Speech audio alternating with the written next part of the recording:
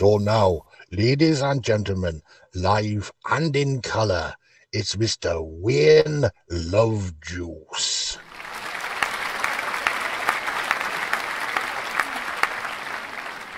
The other day I produced a Louis, had a chat with an interesting chappie who said that the YouTube algorithm really aren't that happy if a channel only broadcasts once a week, so we decided we could text ya whenever we've got a piece of news in our new book on the track extra.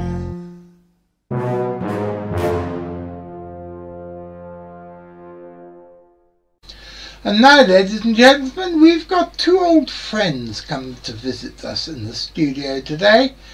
It's Cara and it's Ralph the Monster. What are you here to do today, Cara and Ralph the Monster?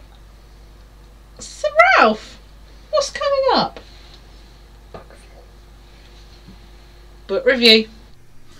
Those of you who are regular viewers of this little show, which by the way comes out every Wednesday evening at 6:30 and covers hard science, weird shit and surreality, and in this case it just covers something else. By the way, have you any idea what that thing that looked like a cat's tail in front of the camera was? It was actually a small fly, which I hadn't noticed. It had been crawling around on top of the camera. As regular viewers will know, whenever Richard Freeman comes to visit me, which is quite often because we're old close friends, and I've known the dear boy 25 years or so now, and he's more like a brother to me than a friend. And that when he comes up to visit me, there's something we always do, because we are both complete bibliophiles. Richard goes up into the library, which, by the way, is looking more like a library than ever now. Somebody remind me, I've got a piece of footage that Graham took of Richard at Muirhead sorting out the library the other day. But he goes into the library and he gets a book almost at random, and we sit down and review it. So, Rich, what have you got for us today? The Adventures of Tim the Yowie Man. Now, Tim the Yowie Man, real name Tim Bull, is one of those self-made men.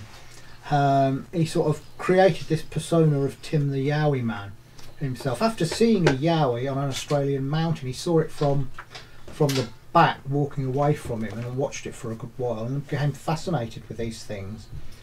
And he's made himself into this sort of Australian celebrity.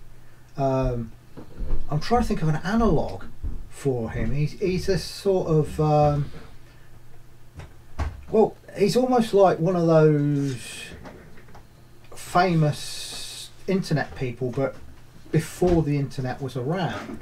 He's been going for many years. We've had him at the Weird Weekend speaking, and I've always thought it was like Crocodile Dundee without the crocodiles. It's sort of like Crypto Dundee. yes, kind of.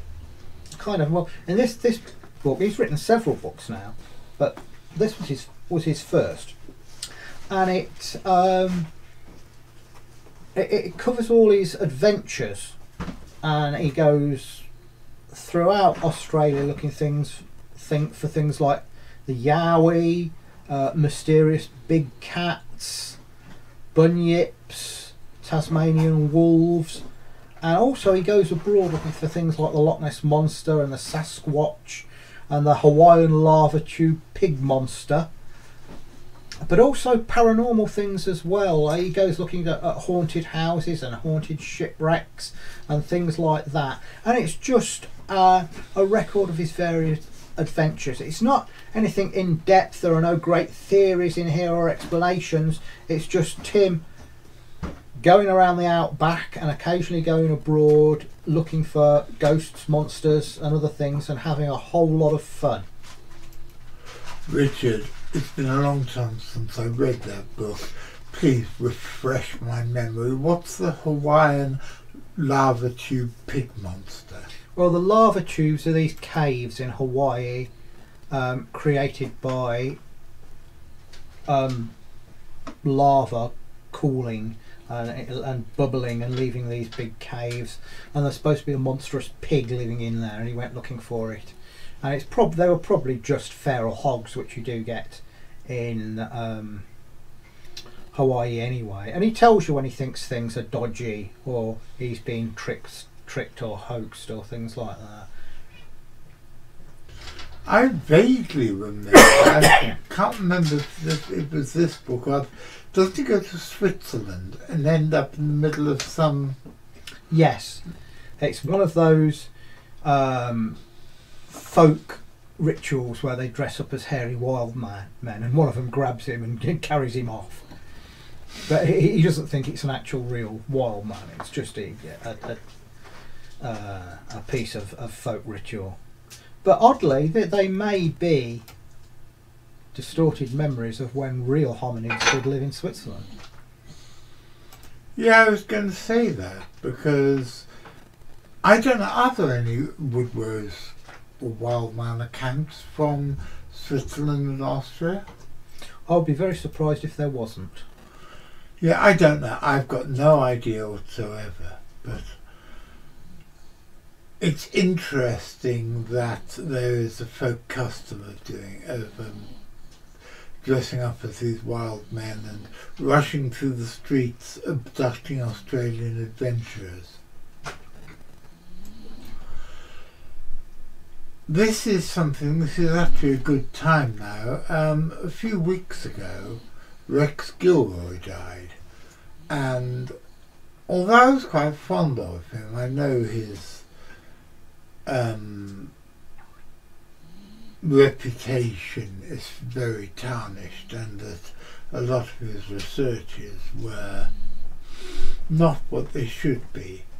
But again, I've always thought of Tim as being the anti-Rex Gilroy. Being the opposite, I mean. You know, I'm not saying he was anti-Rex Gilroy, but I mean the anti-Rex Gilroy. Like you have the Antichrist, the anti-Pope, and yeah. the other things. Oh, another thing he does in here, I forgot to mention, he disrupts a reality TV show. One of the things I hate most in the modern world is reality TV. And there's this thing called Survivor, this Australian reality TV show where they put people in the outback, but they're not really right in the outback away from anything. It was a bit of a sham, and Tim went in there disrupting it and got quite famous for doing that. So good on you, Tim. Anything that disrupts reality TV is all right by me. And by the way, if anyone wants to know what that shadowy amorphous figure is going in and out of shot in front of Richard, it is my lovely housekeeper, Miss Judy, who's been away for what seems like months, and has not been the same without her. So welcome home, baby. Thank you. Looking at your face. Sorry. You're all right, Duck. No. Yeah, of course you're all right. So, ladies and gentlemen, here we are at the end of another episode. I'd like to say a big thank you to everybody who helped me put this together, particularly my guest, Richard Freeman, my producer, Louis, and the ever wonderful V. McQuinnan. Say something to the boys and girls. Thank you. He went hurrah and thank you. What else can one expect from V. McQuinnan? Because V. McQuinnan's a wonderful human being. So thank you very much, V. McQuinnan, for everything you do. Now, I'm going to... That's very sweet of you. I'm going to be back on Saturday. And what have I got on Saturday? I've got a show about Dr. Darren Naish and a German wild pig. Hurrah! Hurrah for Dr. Daz and the pig. And after that, the following Wednesday, a week's time, I've got another book review for you. So, are you going to be there watching us, Mr. McQuillan? am. So, if you're there watching me, and I'm doing all the I'll stuff, be there watching. yes, and I'll be doing the stuff I usually do with the live chat and stuff, I'll definitely be seeing you